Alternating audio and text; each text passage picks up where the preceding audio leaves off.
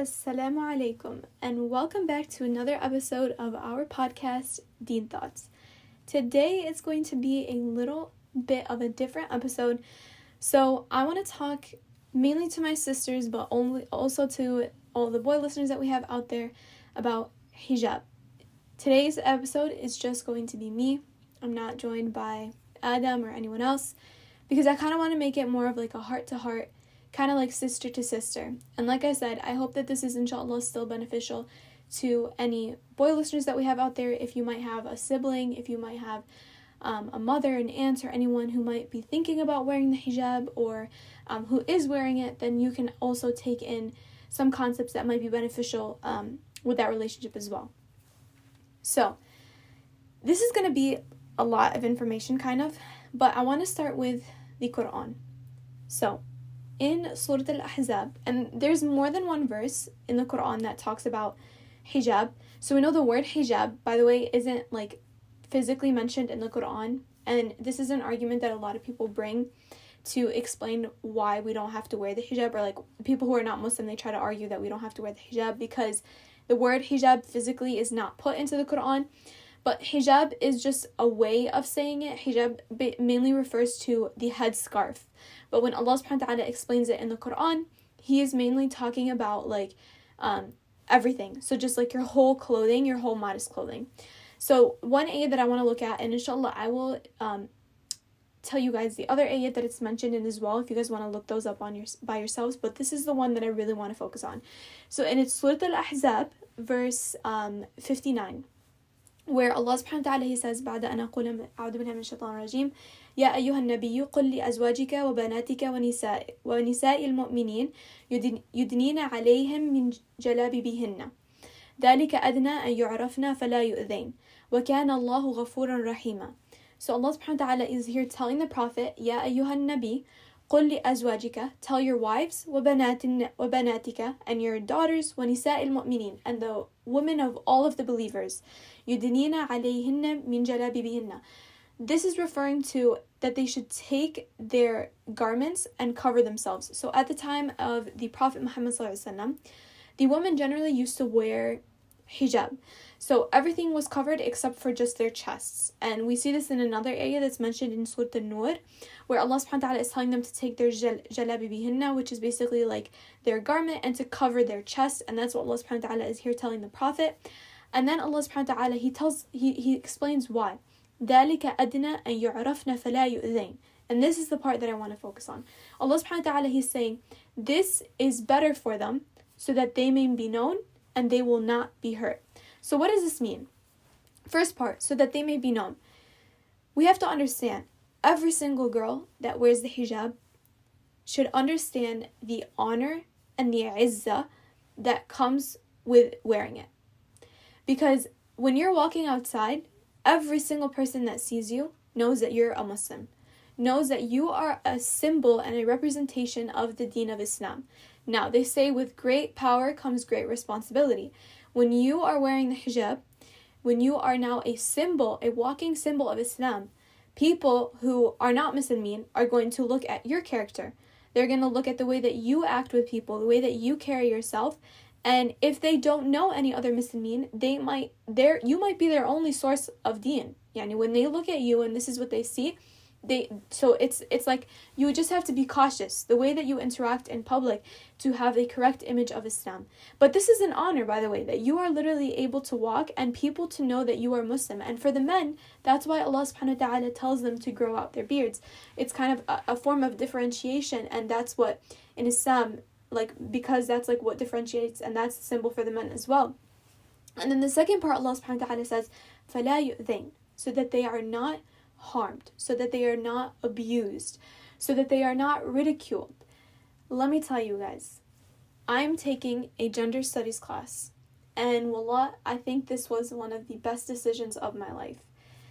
Let me tell you guys, so I'm doing a 10-page research paper, and inshallah, when I finish it, I will post it on our website. By the way, if you guys didn't know, we created a website just so we can post like documents or like files that we want to share with you guys, because I couldn't figure out any other way to share it with everyone. and make it accessible to everyone. So that's mainly the only reason why we created it. But there's also, especially now during the month of Ramadan, we have some other videos linked in case you guys want other things to listen to or to watch as well during the month of Ramadan. But I will link the paper, inshallah, when I'm done with it. But let me tell you guys, there's this concept in the field of gender studies. So we know in the early 1900s, when you look at American culture, I'm not talking to you about Islamic culture, because alhamdulillah, Allah subhanahu wa ta'ala purified our religion in a way that makes it perfect. I'm looking first at American culture. In American culture, in the 1900s, it was this typical American stereotype household. The man would go out, he would work, he would drink, and do whatever he want, no questions asked. And he would come home, and he would expect food on the table, the kids to be fed and cleaned, and basically it was that typical mom in the house taking care of the kids, man outside. If a woman spoke her opinion against her man, or a woman said something, started an argument, she would be deemed less of a woman. She's not doing anything right. She's wrong. She would always be in the wrong. She was never able to voice out her opinion or anything. Then World War II happened, so all the men got sent away for war. So what did the women have to do? They had to go out and they had to find work to take care of their children. Now, when the men came back from the war and they saw that all of these women now actually had jobs, what does that come with? Well, like we said, with more power comes more responsibility. They had more responsibility. They had more power. They now had a source of income. So they started standing up to their men. They started getting a voice in the household. So men needed to find another way to kind of limit the power of women. They had it in check from before, but when they went to the war, everything got ruined. So what did the men create? And this is what my research paper is on. Activists who study gender studies and basically those big shot gender studies people, they argued that men created something called the male gaze. So the male gaze, when you search it up on Google, it basically just refers to this concept that everything in media, everything in TV shows, advertisements, the directed audience is men. So, and I don't encourage this because astaghfirullah, this is so haram and we have to do ghadd al-basar, which is to lower our gaze. But when you look online, even if you're driving sometimes and it just pops up on you, I will guarantee you there's not a single advertisement out there that does not sexually objectify women. Women have been, oh my God, it's disgusting, guys. Trust me when I tell you it's disgusting. The way that these women are portrayed, we even see it in TV shows, in movies. Women are seen as sex objects and nothing more. That is what they're here for, to just hit and use for the pleasure of men. And Allah subhanahu wa ta'ala, He knew that. Because Allah subhanahu wa ta'ala, He says in the Quran, أَلَا لَهُ الْخَلْقُ وَالْأَمْرُ. Allah subhanahu wa ta'ala, He says, am I not the one who creates and then has the power to set legislation? Allah subhanahu wa ta'ala knew that He created men in a way where they are very sexually, they're very sexually, oriented in a visual manner. So anything that they see right away turns them on. For women, it's different. So what did Allah subhanahu wa ta'ala say to the men? He told the men to lower their gaze. And that is an ayah that's actually in Surah An-Nur, ayah verse 30. Allah subhanahu wa ta'ala, He tells the believing men to lower their gaze. And right after, He tells the believing women to guard their private parts and basically to wear the hijab. So Allah subhanahu wa ta'ala, He set rules not only for women, for men. He told men to lower their gaze, and if for any reason they had to look up or they had to see something, the woman should be dressed in a way that is not revealing and is covering their beauty, so that men and women, there's no other. The statistics, let me tell you guys some statistics. In UNICEF and NAAD, I think some of you guys might have heard me say this before. They were looking at eating disorders and women that had eating disorders. There is a person who dies from an eating disorder every single 52 minutes. Right now, I don't know how long this episode is going to be, but after 52 minutes, someone is going to have died from an eating disorder. So this kind of goes back to the concept that these men created the male gaze in order to create this competition between women, to create this false notion of beauty so that women will do anything. They will diet. They will go to these extremes with eating disorders. They will go to these extremes with plastic surgery in order to obtain this naturally unobtainable physique in order to meet the pleasure and the want of men.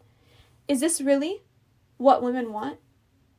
Is this really, you want to live a life basically going extremes to the point where you hate yourself 24/7 because you're not having any self-confidence, you're not having any self-esteem, just to look a certain way, which men in the society have deemed to be normalized. That is the normalized form of beauty. And so the concept is that men created this thing called the male gaze in order to kind of keep the woman's power in check. Because we see this a lot, my sisters out there, you know what I'm talking about. Like women, the power between women is crazy. Like women can make other women hate each other. Women can make other women turn against each other. And a lot of it stems from the way that people look. Why is it that women have self-esteem issues and there are men that do, but why is it that women have more self-esteem issues than men? Why is it that the diet culture is mainly related towards women? Why is it that women mainly have eating disorders? This is the power of the male gaze, that they created this notion to make women basically so obsessed with the way that they physically look that they don't have time to worry about their intellect. They don't have time to do anything successful in this world. And I want to tell you guys a story, and it's so sad. And we can't make dua for people who died that are not Muslimin. But I ask Allah subhanahu wa ta'ala to protect us from all of this. There was a former Miss USA model. Her name was Chelsea Kristen or something like that. She actually committed suicide like 2 months ago. And the reason that she committed suicide was because she turned 30. She turned 30 years old and she decided that she had no more worth in the eyes of society. She literally said that. There was an interview where she said that her turning 30 makes herself just mix with society. It just makes her feel like she has nothing left to offer in the world. She was pretty, by the way. She is very pretty, but she committed suicide. Do you know what else she had though? She was an attorney, a criminal justice attorney. She was helping the lives of so many people who were wrongfully convicted, people in minorities who had no right at trial. She was making a difference in this world, but society had deemed her worth 0. Why? Because of her beauty, because she was getting old, because she was turning 30. Habibti, 30 is nothing. She was still flawless, okay? But this is the fact, this is what our society has done.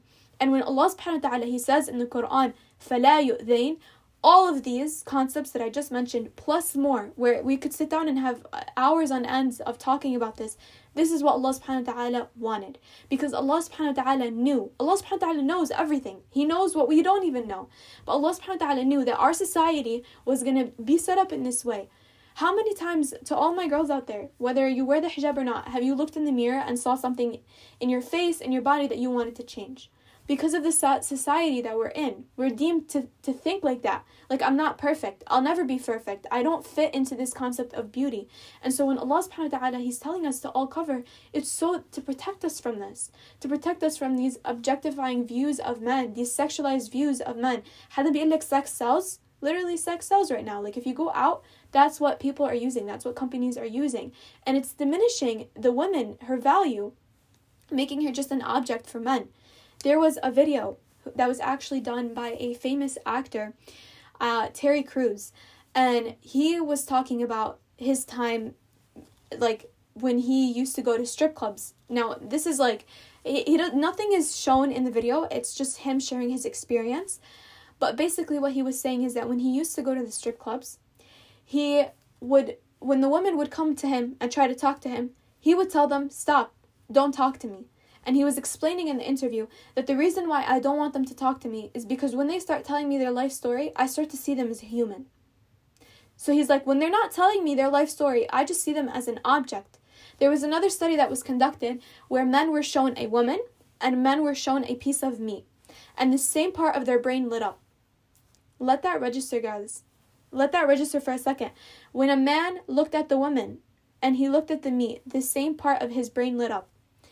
That is what our society has created. That is the power of the male gaze. It's the fact that when a man looks at a woman, he sees her as an object. Now, if you see something as an object, are you going to take care of it? Are you going to give it rights? Are you going to care for it? Do you guys know where feminism stemmed from? And we talked about this, I think, a little bit before with the episode that I did with Farah. But feminism came because women had no rights. I'm not talking about Islam, because at the time of feminism, before feminism, Islam was giving women their rights. Islam never took away women's rights. It was the first religion that gave women the power to own land. The first religion that gave women the power to own their wealth. A lot of rights were given to women in Islam before any other religion. But men at the time actually thought women were devils. They had no souls. That's why women had to turn to feminism. And we've talked about this before, but this is the concept that Allah subhanahu wa ta'ala knew that all of this would just cause so much adha. I want to turn to another point. If you're in college right now, or you're at school, and you do good on a test, and your friend is sitting next to you, and your friend looks to you, and you're like, oh my God, good job, you did such a good job. Be like, oh, thank you. But then if after class, the professor or the teacher calls you forward, and they're like, you did a really good job, which person is going to impact you more? I think everyone would say that generally, even though their friend's compliment is very nice, the compliment from the teacher or the professor was very more impactful. Why? Because the professor aces this stuff. The professor knows this. They're the ones that created this exam. The same concept. Allah subhanahu wa ta'ala, He tells us in the Quran that وَلَقَدْ خَلَقْنَا الْإِنسَانَ فِي أَحْسَنِ تَقْوِيمٍ, that we created man as in the insan, the human, in the best form possible. Allah subhanahu wa ta'ala is telling you, all my sisters out there, all my brothers out there, that you are created in the best form. Allah subhanahu wa ta'ala, who by the way, His beauty is so much that we have to be recreated on the Day of Judgment in a different way just to be able to comprehend how beautiful He is. Right now, our minds would not be able to comprehend. Even the Rasul ﷺ, when he went up to Al-Isra al-Mi'raj, he couldn't physically see Allah subhanahu wa ta'ala because Allah did not reveal Himself. He still had that cloak, his hijab, quote unquote, of light, which is His hijab. It protects Him because it would be too much for the Rasul. Allah subhanahu wa ta'ala, who created everything that you see in this world that's beautiful. When you look at the oceans and the skies and the different colors of birds and everything, you think it's beautiful. Imagine Allah subhanahu wa ta'ala and how beautiful it is. How beautiful Jannah is going to be. Allah subhanahu wa ta'ala, who created this thing that we call beauty, is telling you you're beautiful. He's telling you, I created you in the best way. Nothing about you is imperfect. Nothing about you needs to be changed. And that goes back to the main concept why we have to wear the hijab. It's not because I'm showing you all of these statistics or because I'm showing you all of the pain and the suffering that comes from the objectification of women. It's not that. It's just because Allah subhanahu wa ta'ala, in His majesty and in His power, told you to wear it. And we know Allah subhanahu wa ta'ala, He tells us in the Quran, وَعَسَىٰ أَن تَكْرَهُ شَيْئًا وَهُوَ خَيْرٌ لَكُمْ, that sometimes you might hate something, but deep down it's actually really good for you. And some people might not like the hijab. Some people might like it. But there's this concept that when Allah subhanahu wa ta'ala tells us to do something, we should be سَمَعْنَا وَأَطَعْنَا, not سَمَعْنَا وَعَصَيْنَا. We hear and we obey. Not we hear and we disobey and we're gonna, why, ما بعرف شو, how come? Sometimes we don't know. But honestly, we do know. Because Allah subhanahu wa ta'ala says, فَلَا يُؤْذَيْنَ, so that they don't embody any harm. And wallahi, this is a form of protection from Allah subhanahu wa ta'ala. Allah subhanahu wa ta'ala knew that there is going to be such disgusting men in this world who are going to see you not for your true worth, so He's telling you cover. And then who does Allah subhanahu wa ta'ala tell you to uncover to? And we see this in Surah An-Nisa where Allah subhanahu wa ta'ala, He explains to uncover to anyone who is basically your mahram, your siblings, your parents, your uncles, your grandpa, and then inshallah in the future your husband. And wallahi, this is probably the most influential thing for me when I wore the hijab, aside from the fact of the great virtue that comes with it. But when you truly see the great amount of respect and the great amount of connection that's going to come with you, when you are literally wearing your hijab, you are basically telling the whole world that my beauty is not for you to see. It's for the people who truly care about me. It's for my parents. It's for my siblings. It's for my uncles. Because they know my worth. And that is what Allah subhanahu wa ta'ala is telling you. Allah subhanahu wa ta'ala is telling you, my sister, you are too beautiful. Your beauty is perfect. Nothing about your beauty needs to be changed. So because of that beauty, people won't understand it. Cover it. And show it. Restrict it to only people who can see it. They say that women that wear the hijab is oppressed. And I laugh at people that say that. Because I don't think wearing the hijab is an oppression. Bil'akis, I think that the woman who's walking down the street half naked, she's oppressed. I'll tell you why.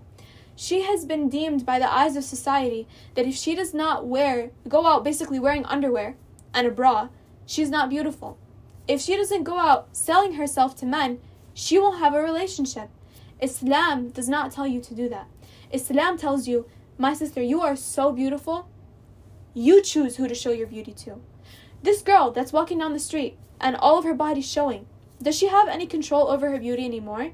No. She might find a guy who respects her, who knows her worth, but how many guys is she going to encounter who don't know her worth, who are going to abuse her, misuse her? Sex trafficking, all of that stuff.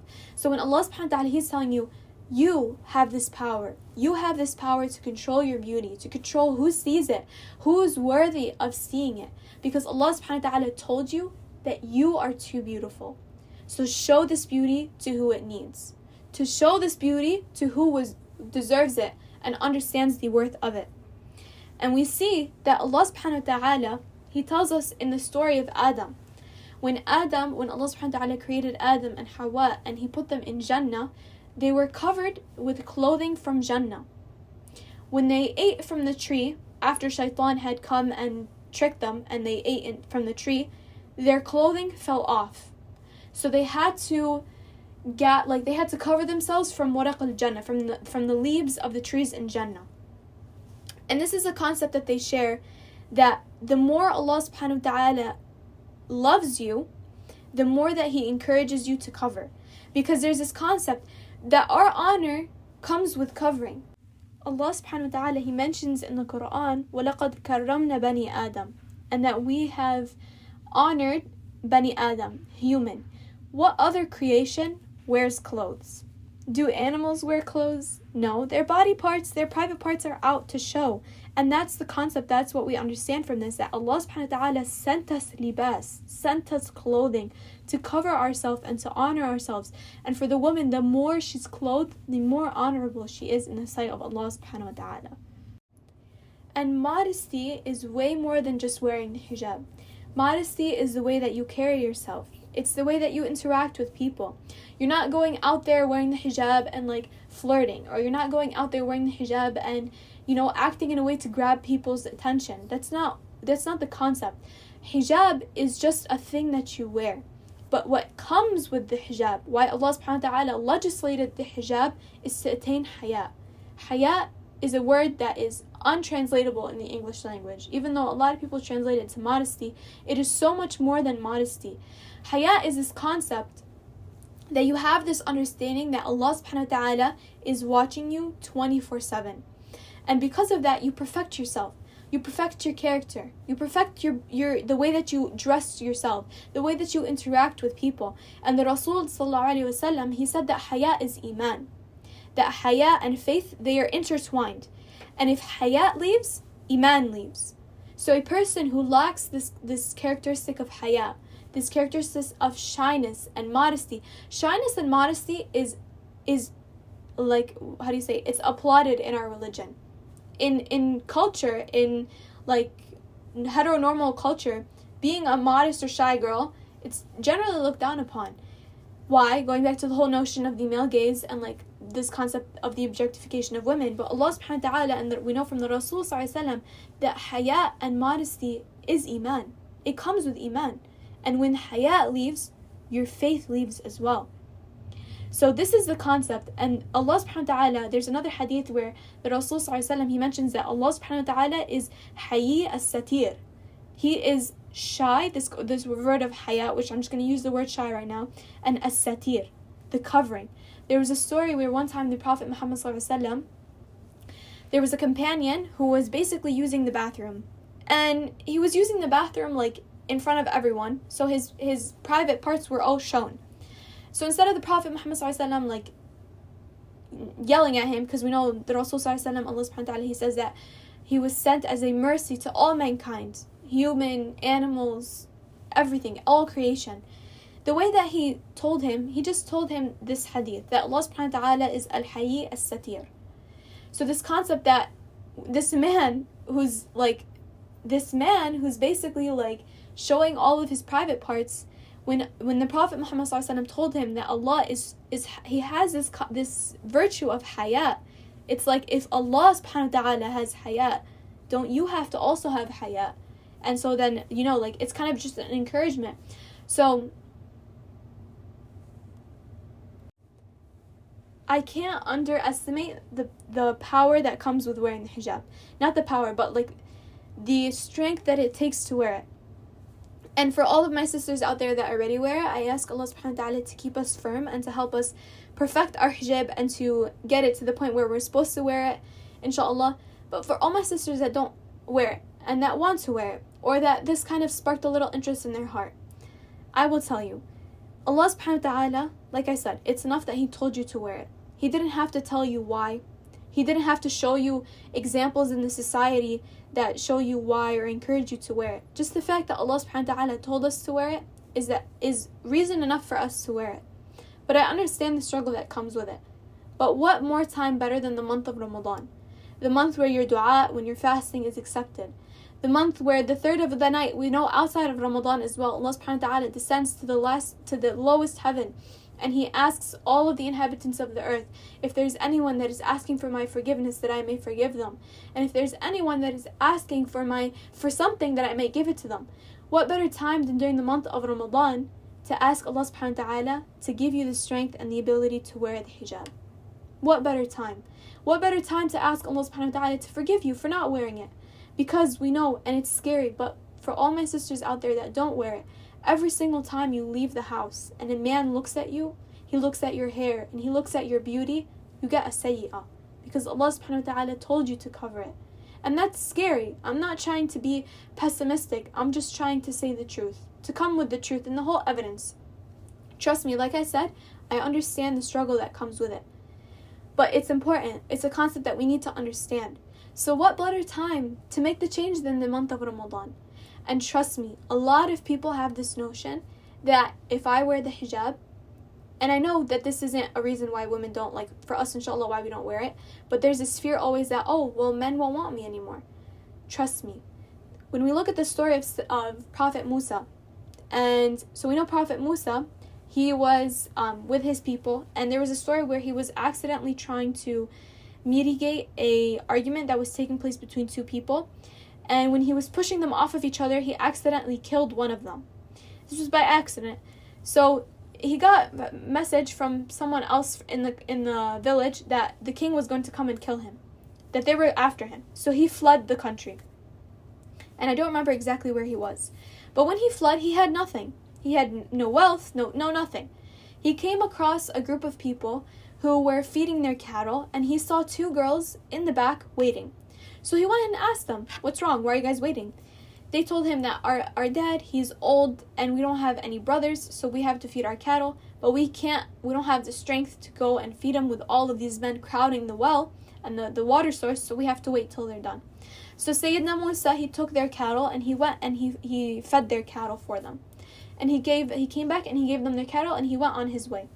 Right as he was going on his way, one of the daughters came back running to him. So one of the women that he had helped, and he said that my dad, he's asking for you. And we know that the dad asked Sayyidina Musa to marry one of his daughters and to stay working for him. But when Allah subhanahu wa ta'ala tells us in the Quran the description of how the woman came to Sayyidina Musa, I don't know the verse exactly, but Allah subhanahu wa ta'ala says something along the lines that she came with shyness. She came with haya, with modesty. This is an honorable woman. We know Sayyidina Maryam, her, when she was in al-Mahram, when she used to be covered in private, she also embodied this characteristic of haya. All of the wives of the Prophet, Sayyidina Aisha, when the Rasul sallallahu alaihi wasallam, he told her that on the Day of Judgment, everyone will be resurrected bare, like no clothes, like barefooted, uncircumcised. She told him, "Oh Rasulullah, like won't people be looking at us? We're all like not going to be wearing anything. We're going to be no clothing." And he said that the power and the fear of that day would be so great that people won't even care about what you look like. They're not going to be too busy thinking about their deeds, and that they're going to have to stand before Allah subhanahu wa ta'ala to worry about what you look like. But this is a characteristic that was found in all of the believing women. Women that were guaranteed Jannah. Women that we read their stories in the Quran right now. Their stories affect us. They are our role models. They embody this. So to just wrap things up, I hope this was beneficial. It was a little bit all over the place. But honestly, I wanted it to be more of a heart-to-heart. I wanted to speak to all of my sisters out there. Because wallahi, hijab is one of the most beautiful things I have ever seen. When you wear the hijab, not only will people know you, like I said, people will just walk up to you randomly and tell you Salamu Alaikum, even though they are not Arabi. But the amount of respect you will get, listen, with hijab, there does come a little bit of criticism. People know that you're Muslim. But trust me, it's not to the point where you won't have the power and the strength to combat it. And sometimes you might not have to deal with that. But wearing the hijab is one of the most honorable things in our religion. And when you wear it, for any of those girls out there that want to wear it, trust me, when you wear it, you will fall in love with it. Alhamdulillah, I can't imagine my life right now without the hijab. The fact that I got to choose who gets to see me. One of my friends, her mom wore the hijab when she was like 5 or 6 years old. And I tell her all the time, I am jealous that you wore the hijab so early. Because when I was 5 and 6, even up until when I was in middle school, I wasn't wearing the hijab. People got to see that side of me that a lot of people didn't deserve to see. A lot of bad people didn't deserve to see. But now that I wear the hijab, I get to choose. And trust me, the amount of respect that comes from people who actually have intellect, from people who are not lost in this world, from men who actually have intellect, the amount of respect that you see from them is just immaculate. Just a simple story. One time I was at the gym and I was walking to the bathroom, and to walk to the bathrooms I have to cross by the men's bathroom, just the entrance to the men's bathroom. They're right next to each other. And some guy was coming out of the men's bathroom, and I slowed down because I saw him, so I didn't want, I was going to let him pass, and then I was going to go. He actually stopped, moved back, lowered his head, and put his arms down to let me go by. When I tell you, I literally felt like a queen. I literally felt like royalty. When in royalty, when they stop and they put their hands down, that's what he did to me. I don't know this guy. He wasn't Arabi. He was American, as it comes. But he understood the concept of why I wear the hijab. That this is my beauty. It's not for everyone to see. And the amount of respect that you get, even if you don't get that respect, just the fact that you get Allah subhanahu wa ta'ala's respect and that you get Allah subhanahu wa ta'ala's love is enough. With that, it's enough. One time someone told me that you're always going to be a stranger. You're either going to be a stranger to the people or you're going to be a stranger to Allah. You're either going to be a stranger to the people when you wear the hijab, when you wear the abaya, when you wear the jilbab, or you're going to be a stranger to Allah subhanahu wa ta'ala when you wear what society tells you to wear short and showy and revealing. Who would you rather be a stranger to? To the people or to Allah? Because I'll tell you, you'll never please the people. Everyone has a different preference. You will never fully be able to satisfy every single person.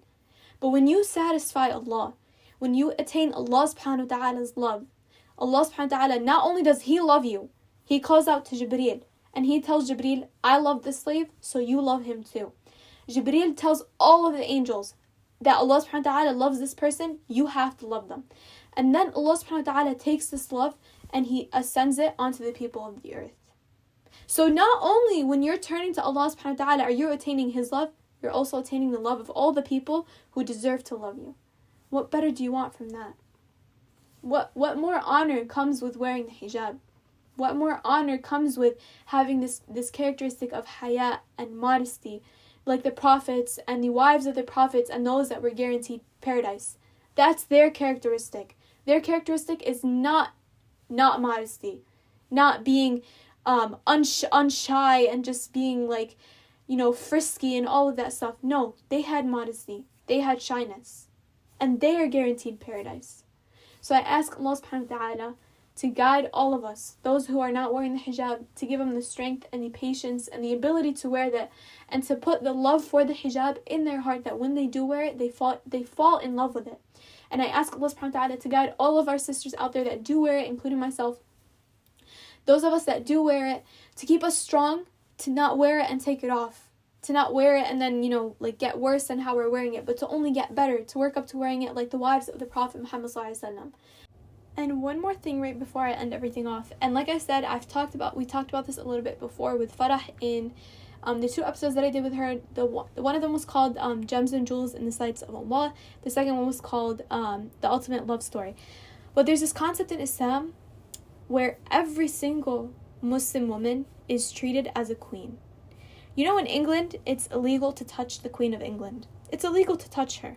In Islam, your non-mahram, your non-uncle, brother, dad, those who are not allowed to see you without your hijab, they're not allowed to touch you.